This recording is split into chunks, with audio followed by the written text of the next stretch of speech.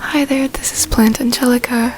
You can call me Angu. Today I wanted to talk about something very true to my heart, and that is my acne journey. I have put off this video for a long time just because I am so terrified of being perceived, and today I've finally just had enough. It's 2024, I'm ready to share my journey with the intention to help someone else who has also been struggling with the same thing that I have, and be the representation I needed.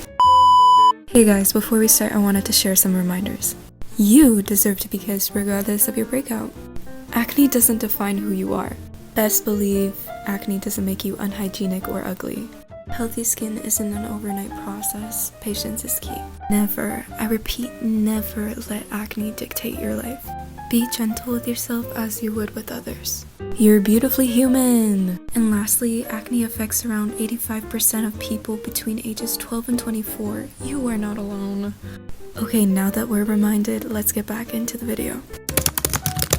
The first thing I wanted to mention that is so crucial in this whole journey is to have compassion for your body. Know that your body is not working against you, but for you. Your skin is communicating with you that there is something wrong internally, and that is a blessing, because maybe it could have manifested in a completely different health issue if it didn't manifest within my skin. I am very grateful that this was my only struggle for the past 9 months. I'm more educated on many things, such as my menstrual cycle and my hormone health. Onto my acne journey. I have been dealing with acne for a long time, and it's always been so confusing and challenging for me. I started having acne around 13-14 years old, which, considering puberty, that is fairly common and nothing to be worried about. Your hormones are balancing. I remember being ridiculed in my elementary school for trying to cover it up with makeup, because at the time I didn't know how to use makeup very well, so when I did, it didn't look great. It probably made it look worse, but that was the first time where I realized, oh, acne is bad. Acne is perceived as something unhygienic and gross. It continued throughout high school. I would get occasional cysts. My skin was that way until I started birth control. Birth control completely cleared my skin. It was probably the clearest it had ever been. I didn't do my due diligence. I didn't do my research when it came to birth control. I just kind of went on it and didn't recognize the consequences, the symptoms that happen after. And I think that the side effects of birth control aren't spoken about enough. Eventually I had to get off birth control because it was affecting my mental health immensely, and I just thought it was better for myself. 6 months after I stopped my birth control journey, I started developing deep, painful cysts in September, and they mainly accumulated over my chin area and my jaw area. I knew that it was a hormonal imbalance. That's also because I knew that my body was pumped with synthetic hormones that whole time, so obviously our body needs time to regulate and detoxify. When I went for my modeling shoot, I felt like such an inconvenience for having textured skin at the time. The makeup artist made it seem like it was the end of the world, and I felt like such a burden in that moment. It was just not a lovely experience, and it definitely shifted my whole perception on my skin at that time in September. In January was when my skin was at its worst. My mental health was also at its worst. I was living alone. I felt lonely. I live in Canada, so it was winter time. I wasn't socializing much. I was just incredibly self-conscious. Mind you, anyone who has ever dealt with cystic acne understands how painful it truly is, how hard it is to express yourself fully when you feel like someone is staring at your skin the whole time. With how painful it was, I learned how to sleep on my back. I was risking sleep paralysis every night. I didn't want to sleep on my acne because it hurt so bad, and I am a side sleeper, so it definitely had a toll on my sleep schedule too. Over the year, I spent so much money on countless creams, spot treatments, etc. I went on extreme diets, gluten-free, dairy-free, zero processed sugar, getting rid of bad oils such as canola oil, rapeseed oil, sunflower oil, all the vegetable oil, overdoing supplements. This lifestyle was draining. It was almost impossible to maintain. I want to mention that this lifestyle might work for some people. Maybe getting rid of dairy helps you with your acne, but in my case it didn't. I remember waking up every morning and expecting immediate results from minor things that I was doing, and I would go to this mirror, specifically this one, because I had this one back in my apartment. Hence, the skin picking is a bad habit that you can break. Little note, I remember waking up every morning and expecting immediate results and being discouraged by my skin and being so angry and frustrated. That definitely did not help. That just hurts my heart to say. If I could go back, I would be a lot kinder to myself, because I was doing the best that I could with the resources I had. So if you're someone struggling with acne currently, arm's length away from the mirror, because once you're up close, you want to pick at your skin. You see every single pore. Invest your energy into something else that makes you happy and confident, something that will bring you joy and make you realize how much you love yourself, because at that time I was only focusing on the things I hated about myself, which of course were going to make me feel terrible. I developed a skin picking habit and it was almost stress relieving. At the time, it just felt impossible to stop. Okay, flowers, this is our compulsive skin picking guide. Number 1, do your skincare in dim lighting. I swear by this. Number 2, keep your hands occupied with something else. Number 3, cold and warm compress. Number 4, invest in a red LED face mask or a treatment. Number 5, pimple patches. Number 6, arm's length away from all mirrors. Number 7, cut your nails super short.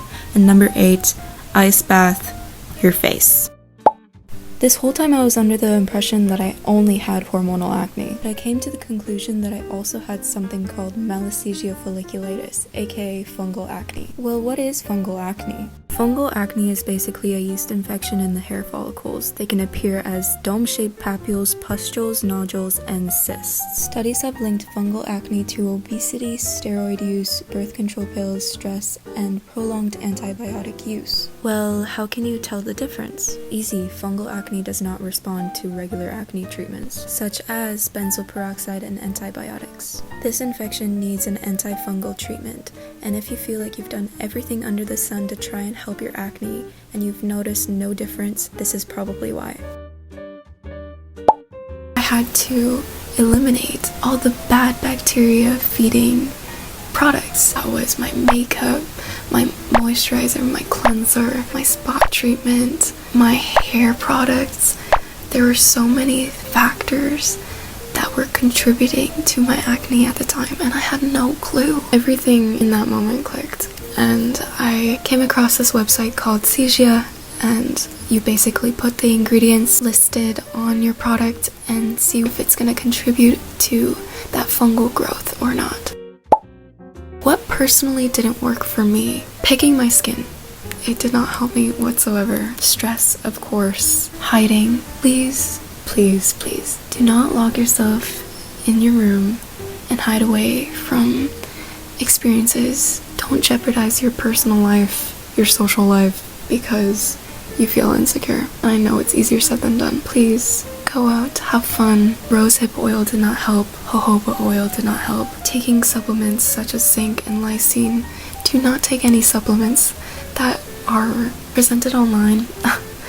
Consult your dietitian, your naturopath, your doctor before doing anything like that. Fasting, especially for women, this is not a great thing to do for our bodies, just because there's not enough research done for women. Also, with our menstrual cycle, I don't think I will ever go on a restrictive diet again. Those are all the things that personally didn't work for me. Onto the things that did help my acne. A big thing was carrots for my acne. This might sound so silly. Carrots are a rich source in vitamin A, which is a natural retinol. Carrots also help with excess estrogen, so it detoxifies it from your system. Spearmint tea for hormonal acne as well. I heard that this is good during your follicular phase because it helps with testosterone balancing. Another thing is no coffee in the morning on an empty stomach. I think this is common knowledge, but if you're going to drink coffee or caffeine on an empty stomach, your cortisol levels rise. Oh, okay. My cat came to say hi, so I guess he's gonna just chill here. We're gonna let him. But eating and working out according to my menstrual cycle, guys, if you are a woman or a person with a uterus, I strongly advise you do this. This is something that has helped me with my PMS. I think that this was the biggest factor in healing my menstrual cycle as a whole because I was so mindful of my inner seasons. Matcha has definitely helped me, especially during my follicular phase, because it also is a wonderful antioxidant. It's super anti-aging. It helps with your sebaceous glands. It's just a natural Accutane.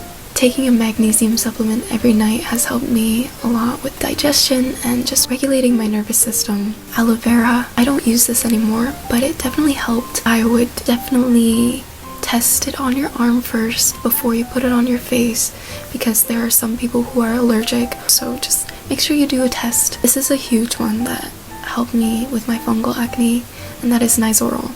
This is a antifungal dandruff shampoo. I put it on my face as a face mask once a week. I don't do this anymore because I don't really need to. I applied a thin layer. It's pink, it's cute, and it smells strong. I put it on for like 10 minutes and then I put a moisturizer on after just because it's so drying. Another thing that really helped was hydrocolloid bandages, pimple patches, putting it on my skin and not touching my pimples really help. These pimple patches, especially the star ones, they're really cute. I think it should be normalized instead of a popped pimple with makeup over top of it, you know? Hypochlorous acid. You may have seen the Tower 28 spray everywhere. I do not use that just because it's so expensive. Tower 28, if you want to send me a free sample, please do. But I get mine off of Amazon and it's called like Element 11. I will post everything in the description below. Honestly, that really helped heal my wounds a lot faster. My cleanser that I have used forever now, there's pH balancing cleanser. Trusting your body is another one that I wrote. Realizing that you deserve to be perceived. Everything is good in moderation and your mental health should be a priority. Another thing is just distracting yourself with hobbies. This one helped me a lot. I learned how to crochet, I learned how to knit, I made like sock monkeys, watched a lot of TED Talks. I just did things that ignited that spark within me that I felt like I lost. I also spent a lot of time cuddling my cat. Guys, forgive me, it was late. I forgot a couple things. Additional things that helped was 10% sulfur spot treatment, 15 milliliters of apple cider vinegar diluted in warm water every night. Red light therapy helped my hyperpigmentation, along with that therapy, meditation, turmeric, seed cycling. Honestly, this is one of my faves, but watching acne-prone influencer content got me through. That is absolutely everything I have for today. Thank you so much for being here, for listening to me whisper. Please comment down below if you have anything to add. Everything will be listed in the description with the products that helped. I wish you the best of luck on this journey.